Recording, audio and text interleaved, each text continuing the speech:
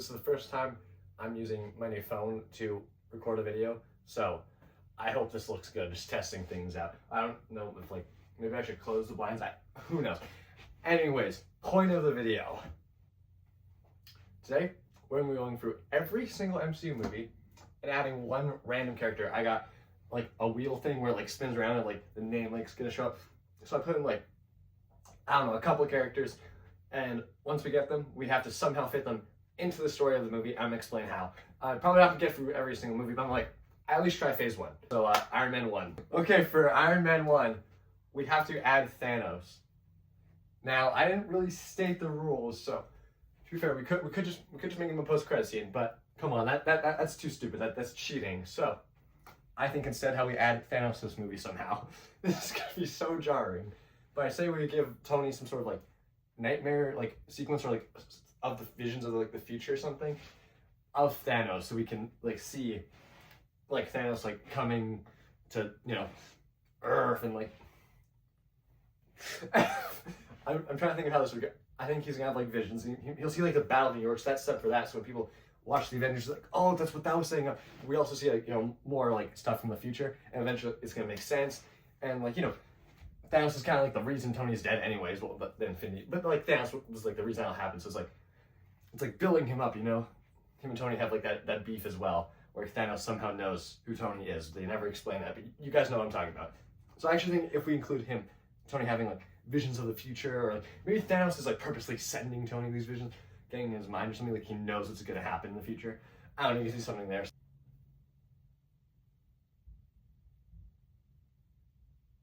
Oh my gosh, I just realized something. I did all that talk about Thor and Adam Warlock, and that was for the Incredible Hulk. Oh my gosh. Okay, so we got Adam Warlock for the Incredible Hulk, which is interesting. This is not a very space movie or phase or just part of the MCU, and we're just keep getting all the space characters, but this is fine. We can work with this. Okay, I think I have an idea. I think, Zack Snyder's Justice League, Martian Manhunter. Basically do that here. He's undercover as part of the military, or maybe even a SHIELD agent, and he's investigating the Hulk. But at the end we reveal I'm actually Adam Warlock, and I was keeping an eye on you. I just felt like it, and then that's how we explained him. He was I'm checking in because I know that Hulk one day will be important. So I had to come here and make sure. And then that's his role, just undercover most of the time. At the end we just reveal, oh yeah, by the way, that character, Adam Warlock. I think that works. Okay, for Iron Man 2, we have Black Widow, which is already in the movie. So in this case, I'm just gonna re-roll, gonna keep Black Widow in, and then we're gonna see what we get. I got War Machine. I can work with it. Okay, it's Loki. Iron Man 2, we got Loki. I can make this work. So the next movie is gonna be Thor, right? And of course that's Loki. So we just gotta set up Loki here. I think the easy way for us to do that is... What is the easy way for us to... Loki doesn't fit in this movie. Yeah, I think this is one where we kind of have to be we'll tease him at the end. So oh, Tony's vision. The same thing we do with Thanos, we just expand it more and we see Loki now, and then when we get to the Avengers, Tony's gonna be Loki. So, now we can just have that. We can have more foreshadowing. We can just have Loki there. So I think that works. Okay, Black Panther in Thor. This is hard. Whoa, hold up. There are two different types of royalty. One is from a place in space, which humans don't know about. One is from a place on Earth, which humans, don't really know about, civilization humans. Wakanda is a civilization. You know what I mean.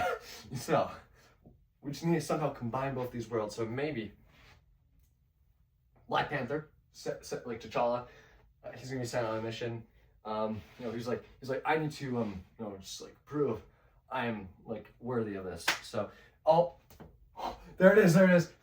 He needs to prove to the kingdom, to his father, that he's worthy of being Black Panther.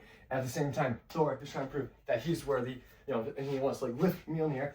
Oh, yes, that's two amazing ways for the worlds to connect, and they both have that connection because where they come from, humans don't know about it, and we can combine them together, and then maybe they help one another for other quests. So we just have oh, this is amazing. banger idea here.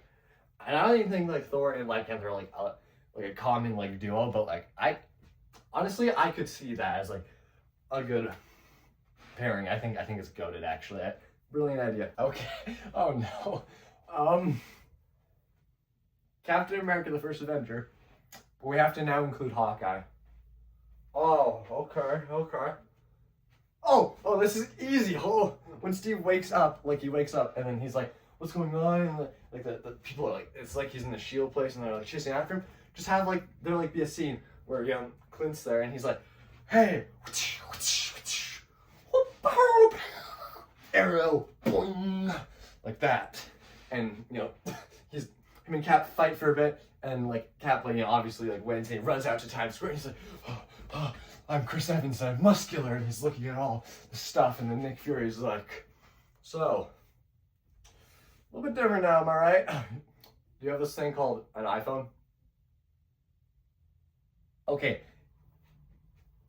I don't remember if Jane was in the Avengers, but that's who I got, Jane Foster. So I don't think she was in it. If she's in it, my apologies, but we're giving her a bigger role now, and her bigger role is just she's around like Shield more. Like every time we're like with Shield, Jane's just there, and she's like, I know a lot about this. She's got scenes with Loki and Thor, and she helps like be like, "Thor, you need to trust these guys," and more relationship building. Actually, why wasn't she more part of the Avengers?